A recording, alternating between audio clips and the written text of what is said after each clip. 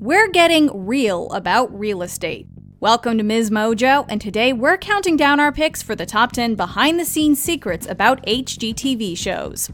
For this list, we'll be looking at what reportedly goes on under the polished marble counter of your favorite home design shows. Eligible series don't need to have originated on HGTV, but they do have to have spent time on the channel.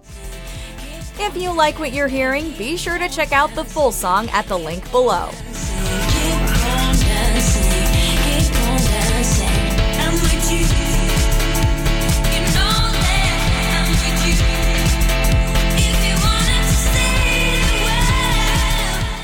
Number 10. The concept for Property Brothers was originally completely different. Property Brothers. It seems that the hit HGTV program Property Brothers was bound to launch twins Drew and Jonathan Scott into real estate stardom. It's hard to imagine that the reality show's production company originally wanted it to be called My Dream Home, with a female co-host. Now you've crushed my dreams. It's difficult to go through this process, but we want to find you a home that's within your price range, and then let me put these features into your home. The producers first approached Drew to star in a competition show that never actually aired, but their plans changed when they found out about his equally charming and home improvement savvy twin brother. Everything needs an update. It's definitely a dated house, but that's what I got a guy like Jonathan for. The brothers took over the show's spotlight, but definitely did not abandon the idea of a dream home, with their epic remodeling feats. Step right in. This is your home. You guys feel at home here. Walk right through. What? Wow. Number 9. Chip and Joanna solicited their friends to be on the show. Fixer Upper. I absolutely Love that. ugly face, pretty kitchen. Ugly face, pretty kitchen. Though we know Fixer Upper today is one of HGTV's most popular programs of all time, its beginnings were humble to say the least. Stars of the show Chip and Joanna were only interested in renovating homes in their hometown of Waco, Texas, which initially proved to have slim pickings in terms of reno-hungry couples. You know, we left the original roof, which I love. I think that's just, there's a piece of that history that's still there. In dire need of homes to fix up, the design duo reached out to their personal circles, begging their Waco friends to appear on the show. With the show's major success and the duo's undeniable talent for renovation, it's hard to imagine that they were so desperate for participants in the beginning. I think we didn't know. I think we really thought, hey, people in Waco are going to see the show and hopefully we make them proud. Like, I don't think we ever knew it was going to be this national thing. Number 8. Some plots are made up. House hunters. Chances are your reasons for moving are not exactly thrilling. On the iconic HGTV show House Hunters, producers spice things up a bit by tweaking or entirely fabricating its buyers' storylines. This might be the toughest client just because she loves to look at houses. He thinks it's a waste of time to load all the kids in the car to go look at a house that he doesn't think I'll like. And I've been so close to calling another realtor. Bobby Jensen's hunt was featured on an episode during a special Texas week, which portrayed her desperate search for a larger home for her family. However, she revealed that she and her family were actually just looking for a home to replace their former one, which they were turning into a rental. Well, so we ended up getting the 2-story in my sister's neighborhood. Are you ready to put in an offer on a new house? Yeah! We weren't really looking for 2 stories. The bottom line was we needed some space. Though her expose makes us wonder how many house hunter tales were made up, we can still all probably agree that the producers have made some engaging television over the years, real or not. I don't think there's any way that the show could actually follow someone because real house hunts take months. Number 7. Homeowners are sometimes left in half-finished homes. Love it or list it. Asking homeowners its titular question, Love It or List It keeps viewers on the edge of their seats as they wonder if the show's guests will keep their newly renovated home or opt for a new one. It's not going to be easy, but I am going to take that budget and try and find you something that's going to work better than your current house. Well, I think it is going to be a challenge for David, and I think I have my work cut out for me too, depending on the budget. Well, after an expose by a Reddit user, it seems that the Love It option might more aptly be called Just Deal With It.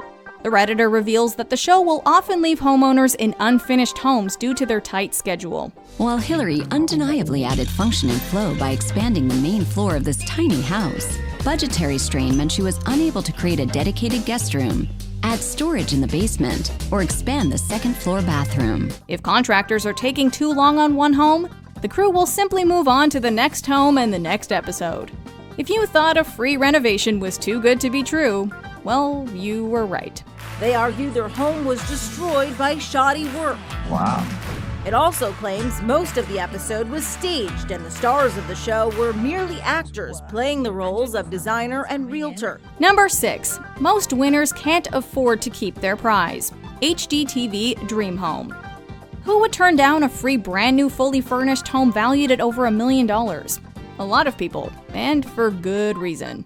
On the other side of the great room is a second hallway.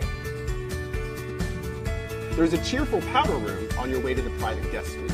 Since 1997, the network has held their HGTV Dream Home sweepstakes annually, giving away a luxurious home to a lucky winner. This contemporary home is a showstopper with a design that's all about comfortable, casual, modern-day living. Turns out this extravagant prize is not as free as they claim, as the tax liability that is attached to it can reach up to 40% of the prize value, leaving most winners unable to afford it. But don't worry, this dream is no nightmare. Many winners have opted instead for the cash prize that is typically just under the value of the home. So much drama!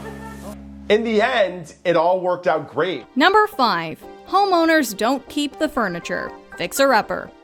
Fans of Fixer-upper are familiar with Joanna Gaines' keen eye for interior design and penchant for all things farmhouse chic. Oh my goodness. Wow. This is unreal. How many times have you admired the furniture in the big reveal, wishing it was yours? I don't even recognize this house. This is not the same house. Yeah. It seems that guests of the show are in the same boat as you, as exposés have revealed that the show's participants aren't allowed to keep the amazing furniture Joanna uses to stage the home. It's not the end of the world, though. The furniture is available for purchase, and some specially designed items are indeed gifted by the production. Your sweet parents wanted to be a part of like a housewarming gift, and so your father shared the prayer that he prayed over you at your wedding. And so Clayton put this on this canvas.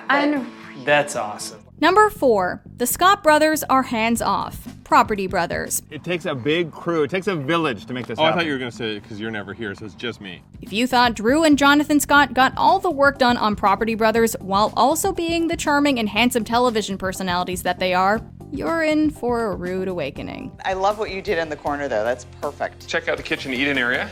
Wow, I love this. And it has purpose now with the built-in bench. It actually fits the space. We're sorry to break it to you, but although the twins are really real estate professionals, most of the real estate and construction work is actually done off-screen by local contractors. Producers hire an off-screen realtor, along with a construction crew, who do most of the heavy lifting. So the twins can focus on flaunting it for the cameras. Red, blue, purple, and green lights up here flashing, and then you can dance in the mirror. Friday night date. Or there you go. Exactly, it's a 70s type home. But hey, they do a good job of it at least. Number 3. They feature homes that aren't for sale. House Hunters. Homeowners and real estate agents who appear on House Hunters should be given acting awards after this shocking reveal. Some of the homes considered on the show aren't even on the market. Yeah, they did a good job, and it matches the tile really well. It seems like this is the same basic setup as what we've already got. A house hunter in the episode Spreading Out in San Antonio revealed that 2 of the houses they supposedly viewed and considered on the series were actually just their friends' houses, and not for sale. It felt like we just had a few days to scrounge up some houses to look at, and it was our responsibility to find the houses. So Jensen says they asked friends to let them use their homes, which they weren't even selling. We must admit everyone puts on a convincing act, though. The final decision between the 3 houses is often a nail-biter. The house with the grand entryway, I think that's the house that we love and that we will be so happy living there. Number 2. They feature homes already owned by clients. Fixer-upper. We all want to witness the magical moment when prospective buyers finally discover their dream home. I am excited and not surprised, to say the least, just because of Marla's character and how she's an adventurer. I really feel like this house has the most potential to be exactly what Marla wants. Unfortunately, as much as we'd love to share in the joy of a successful search for a house, these moments on Fixer Upper are totally fabricated. A past guest of the show revealed that the producers seek out people who already own homes, or at least are under contract, to participate in the renovation process. Well, let's go up to the master bedroom. I want to show you the bedrooms upstairs. Let's do it. Hey guys, this is Pretty big. Yeah. This is not bad. The good news about the master bedroom is it's just all cosmetics. And if you're looking elsewhere for the euphoria of a successful house hunt, we hate to tell you that this moment has also come to pass for beachfront bargain hunts participants, who have also already purchased their properties. Some hunt.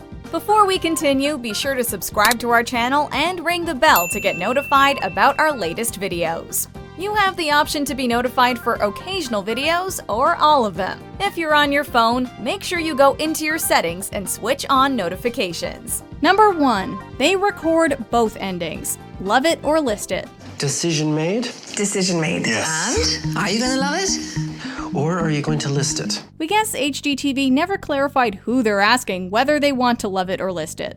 The popular home design show allegedly asks homeowners if they want to keep their newly renovated home or put it on the market, but according to a Reddit user, it's not up to them what appears on the show. Both outcomes are filmed, and the decision on what is aired is ultimately decided upon by the show's producers. We're gonna love it. Yes! We had a lot of problems with this house, but you addressed the most important, which is having separation between me and Leslie's family. The Redditors' family members appeared on an episode of the show, which showed them listing their property, when in reality, they stayed. We're not sure we'll ever be able to appreciate the show the same way again. We're gonna list it. Fantastic decision, huh? Hillary, you did an unbelievable job. Like, we are so impressed with this, but at the end of the day, there's still work to be done on this house. Do you agree with our picks? Let us know in the comments. And hey, if you're a fan of the song playing right now, be sure to check out the music video for it right here.